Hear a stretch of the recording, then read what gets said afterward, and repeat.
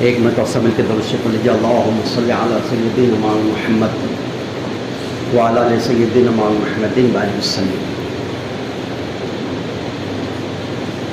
سبحانک لا علم لنا الا ما علمتنا انک انت العلیم الحکیم، نحمدہ ونصلی علی رسولہ الکریم، اما بعد، فاعوذ باللہ من الشیطان الرجیم، بسم اللہ الرحمن الرحیم، یا ایھا الذین آمنوا ادخلوا فی السلم کافہ، صدق اللہ العظیم۔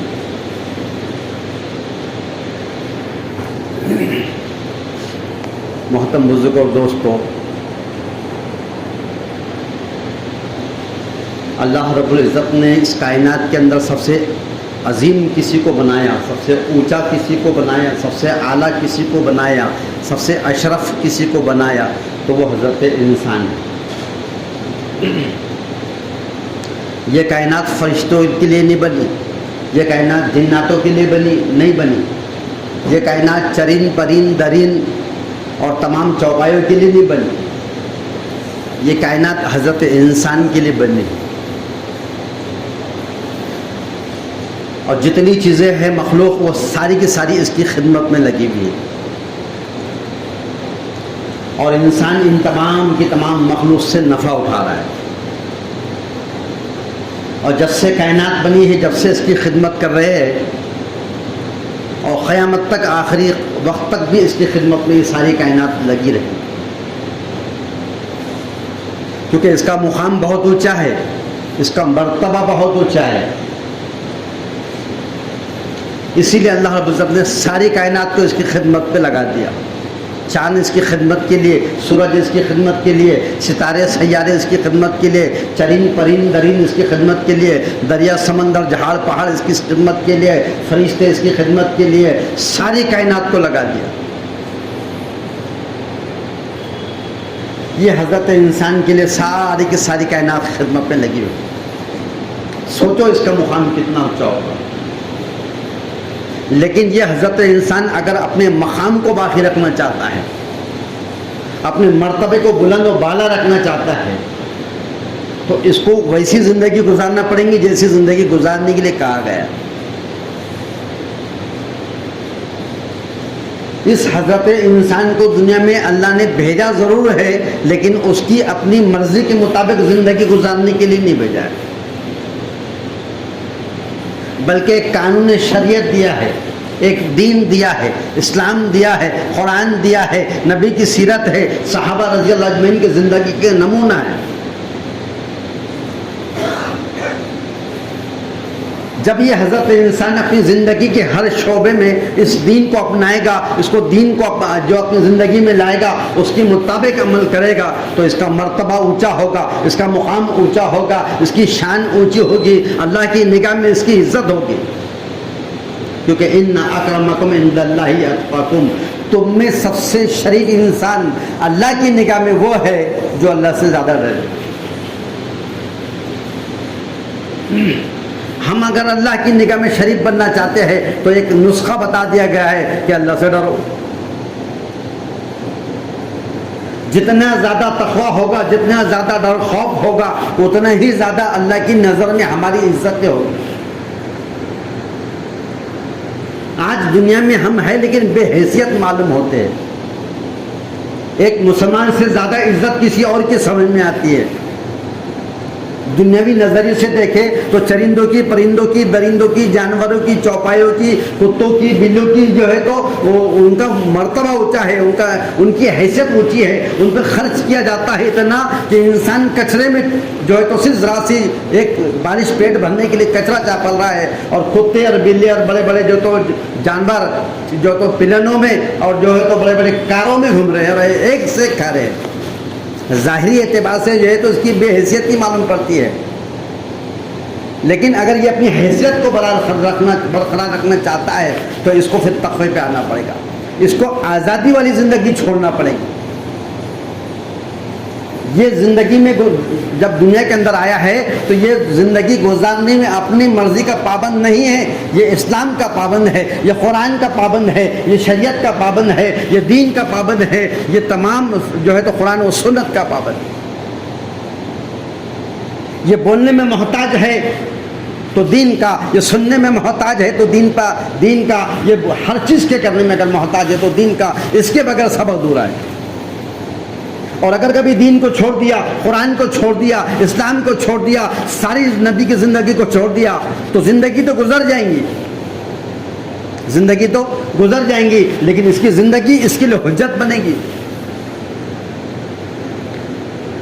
اس کی زندگی اس کی حجت بنے گی، پکڑ کا ذریعہ بن جائیں گی، دنیا کے اندر بھی تنگ دستی ہوگی، اور پھر خبر میں بھی، حشر میں بھی، اور آخرت کی تمام آنے والی منزلوں میں بھی جو اس کے لیے جو تو پکڑ کا ذریعہ بنے گی۔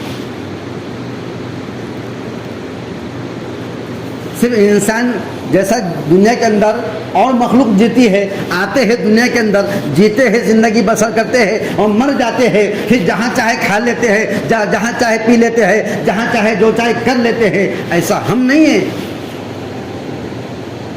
چوپایوں کی طرح زندگی گزارنے کے لیے نہیں کہا گیا ہے، اور بھی حضرت انسان دنیا کے اندر بسر کرتے ہیں زندگی۔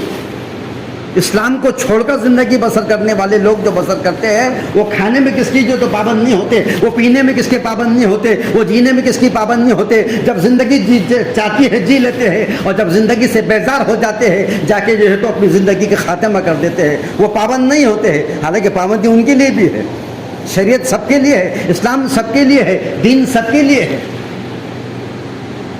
تو ہم نہ جینے میں محتاج ہے، ہم نہ مرنے میں محتاج ہے، نہ ہم کھانے میں محتاج، ہم کسی چیز میں اپنی مرضی کے مالک نہیں ہے۔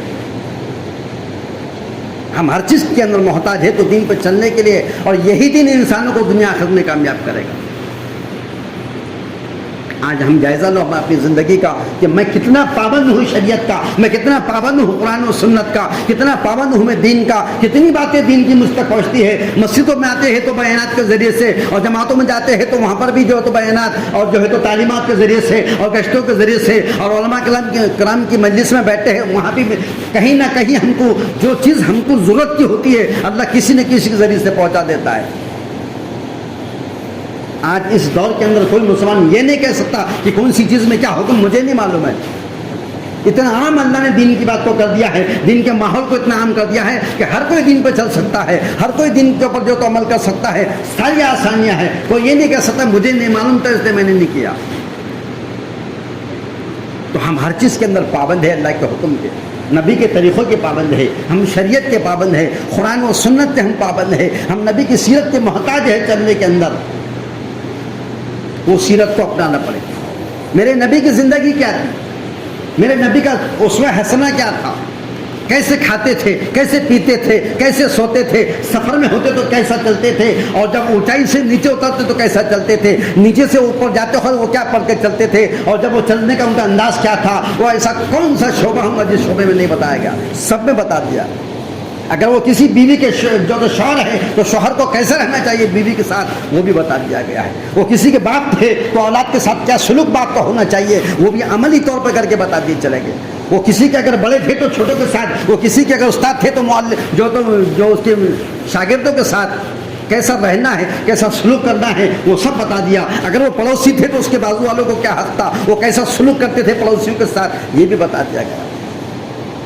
وہ سیاست میں تھے تو کیسے تھے، وہ اگر حکومت چلائے تو کیسے تھے، وہ ہر شعبے کے اندر کوئی شعبہ ایسا 24 گھنٹے میں آپ نہیں بتا سکتے کہ یہ شعبے کے اندر مجھے نہیں معلوم کہ میرے نبی نے کیسا کرے اور کیا حکم تھا اور کیسا نبی نے کرے، ہم نہیں بتا سکتا کوئی ایسا۔ ساری چیزیں کھول کے بتا دی گئی ہے۔ سیرت اٹھا کے دیکھو، نبی کی زندگی اٹھا کے دیکھو، ہر چیز ملے گی، ہر چیز ملے گی۔ وہ تاجر تھے تو کیسے تھے، وہ کیسی تجارت کرتے تھے، وہ بات میں کیسی سچائی تھی، وہ وعدے کے کیسے پورا کرنے والے تھے، وہ امانتوں کے کیسے ادا کرنے والے تھے، یہ ساری چیزوں میں تھی۔ وہ چیز اللہ کرے میرے میں اور آپ میں آ جائے، ہماری زندگی کا بیڑا پار ہو گیا۔ دین کو لینے کی ضرورت ہے، دین میری اصلی چیز ہے، دین میری سب سے اہم چیز ہے، اس کے بغیر میرا جینا، میرا مرنا سب ادھورا ہے۔ اگر یہ ہے تو میرا سب کچھ ہے، اور اگر یہ دین کی میراث، یہ دین کا سرمایہ، یہ دین کی پراپرٹی، یہ دین کا سب کچھ میرے پاس جو اندر سے اللہ نے مجھے نوازا ہے، اگر یہ نہیں لیا، اس پہ عمل نہیں کیا، تو میری زندگی میرے لیے حجت بن رہی ہے۔ ہم اپنے جائزہ لو، ہمارے اپنے گھروں کے اندر، ہماری اپنی بستیوں کے اندر، ہمارے اپنے خاندانوں کے اندر کیسے لوگ جو ہے تو زندگی گزار رہے ہیں۔ دین ایک طرف پڑا ہوا ہے اور بے دینی کو دین سمجھ کے زندگی گزار رہے ہیں۔ قرآن ایک سنت ایک طرف رکھی ہوئی ہے اور زندگی گزار رہے ہیں تو دین بول کے گزار رہے ہیں، احکام اور جو ثواب سمجھ کے گزار رہے ہیں، اور سمجھ رہے یہ ثواب ہے، سمجھ رہے یہ دین ہے. میں جو کر رہا وہ دین نہیں، میں جو کہہ رہا جو وہ دین نہیں، میں جو سن رہا وہ دین نہیں، میں جو بول رہا وہ دین نہیں، میں جو دیکھ رہا وہ دین نہیں. دین وہی ہے جو اللہ کا حکم ہے اور جناب رسول اللہ صلی اللہ علیہ وسلم کا طریقہ. دو ہی چیزیں کا نام دی. مجھے جو کچھ کرنا ہے، اگر مکان بنانا ہے تو کیا حکم ہے، اگر میرے کو تعمیرات کرنا ہے تو کیا حکم ہے، میرے گھر میں شادی ہے تو کیا حکم ہے، میرے گھر میں میت ہو گئی پھر اب کیا حکم ہے، سب کے احکامات بتا دی. بتاؤ کوئی شعبہ ایسا ہے جہاں پر نہیں بتائے؟ سب بتا دیا گیا ہے کہ میت گھر میں ہو جائے، اگر کسی کا خبر سنتے ہیں کسی کے انتقال کی تو کیا کہو انا للہ و انا الیہ راجعون. اس کے بعد جو تو پھر کیا کرو، سب سے پہلے وقت ہے تو 2 رکعت نماز اللہ کے سامنے جا کے 2 رکعت نماز پڑھو. رونا ہے، دھونا ہے، پیٹنا ہے، چلانا ہے تو یہ سب نہیں کرنا ہے. ایک انسان کو انسان سے محبت تھی، بیٹے کو باپ سے تھی، باپ کو بیٹے سے تھی، بیوی کو شوہر، شوہر کو بیوی سے تھی، سب تھی. یہ سب صحیح ہے، یہ فطرت ہے انسان کی کہ غم ہوگا تو آنکھوں میں آنسو نکلیں گے، یہ برا نہیں ہے. آنکھوں میں آنسو نکلیں گے برا نہیں ہے، لیکن زبان سے شکوہ کرنا برا ہے، زبان سے شکایت کرنا برا ہے، زبان سے اللہ کو برا برا بول دینا ہے. یہ اللہ میرا ہی گھر دکھا تھا کیا، میرے گھر میں سے تو نے میرے گود میں سے بیٹا چھین لیا، میرے گھر میں سے تو نے فلانے کو چھین لیا، یہ اللہ کوئی اور دکھا نہیں تھا جو تو نے میرے گھر میں سے چھین لیا. یہ جملے انسان کے ایمان سے ختم کر دیتے ہیں. تو کیا کرو، انا للہ و انا الیہ راجعون، کہ سب کچھ اسی کا تھا اور سب کو اسی کی طرف لوٹ کر جانا. صبر کرو، 2 رکعت نماز پڑھو، اور نماز پڑھنے کے بعد جو آنسو لوگوں کے سامنے بہانے والے ہیں، جو آنسو اور جو اپنا غم اور اپنا دکھڑا جو لوگوں کو سنانے والے ہیں، وہ اللہ کو سنا دو. کہاں سناؤ؟ سجدے میں جا کے سناؤ. ٹائم ہے نماز کا، سجدے میں جاؤ اور جتنا رونا ہے رو لو، جتنا رونا چاہتے ہیں، اور جو آنکھوں میں آنسو بھر بھر کر آ رہے ہیں مصلی گیلا کر دو اور اس مرنے والی کی مغفرت کے لیے دعا کر دو. اے اللہ تیرے سامنے پڑا ہوں، تیری چیز تھی، تو نے دیا تھا، تیری امانت تھی اور تو نے ہی لے لیا اور سب کو تجھی کی طرف لوٹ کر جانا ہے. اے اللہ بس اس کی مغفرت فرما دے، اس کے درجات کو بلند کر دے، اس کی آخرت کو بنا دے. اللہ یہ دعا وہاں کرو، وہ سننے والا ہے، وہ دلوں کے اندر جھانکنے والا ہے. وہ یعلم ما فی الصدور، وہ تمہارے دلوں میں کیا چل رہا ہے، کون سی بات اندر گشت کر رہی ہے، کیا سوچ رہے ہیں، کیا دل کے میں خیال آ رہا ہے، وہ سب چیزوں کو اس کی نگاہ ہے. وہ جانتا ہے. تم میرے سامنے رہو گے میں کیا کروں، تھوڑی دیر میں بھی تمہارے ساتھ رو لوں گا یا خاموش ہو جاؤں گا، لیکن میں اس کا حل نہیں کر سکتا، حل اللہ کے سامنے. جب صحابہ پہ ایسے غم کے حالات آتے تھے، اللہ کے سامنے پڑ جاتے تھے، اللہ سے مانگ لیتے تھے اور راضی اللہ کو کر لیتے تھے. خوشی کا موقع آتا شکر ادا کرتے تھے، غم کا معاملہ آتا تو صبر کر لیتے تھے. ہم کو ادھورا نہیں چھوڑا، ہم کو بتایا گیا ہے جس شعبے میں ہوں گے وہ شعبے کی احکامات بتا دیے. کہیں بھی جاؤ کچھ بھی کرو لیکن اپنی حدود کو پار مت کرنا، اپنی حد کے باہر مت نکلنا. ایسا بھی اتنا غلو نہ ہو، ایسا بھی اتنا زیادہ جو ہے تو کچھ ایسا عمل جو اسلام میں ہے نہیں، جو قرآن میں ہے نہیں، جو نبی نے کرے نہیں، جو صحابہ سے ثابت نہیں ہے، اللہ والوں سے ہے نہیں، کسی علماء نے اس کی جو بارے میں کوئی دلیل نہیں دی ہے، اور ہم اس کو ثواب سمجھ رہے ہیں، ہم اس کو دین سمجھ رہے ہیں، ہم اس کو اسلام سمجھ رہے ہیں، ہم اس کو نیکی سمجھ رہے ہیں، ہم سمجھ رہے ہیں اس کے کرنے سے جنت جاؤں گا. یہی سب سے بڑا دھوکہ ہے، یہی سب سے بڑا دھوکہ ہے. ایک مطلب شیطان نے کہا، کہنے لگا لوگوں نے میں نے لوگوں کو گناہوں سے ہلاک کر دیا اور لوگوں نے مجھے استغفار اور لا الہ الا اللہ کی کثرت سے ہلاک کر دیا.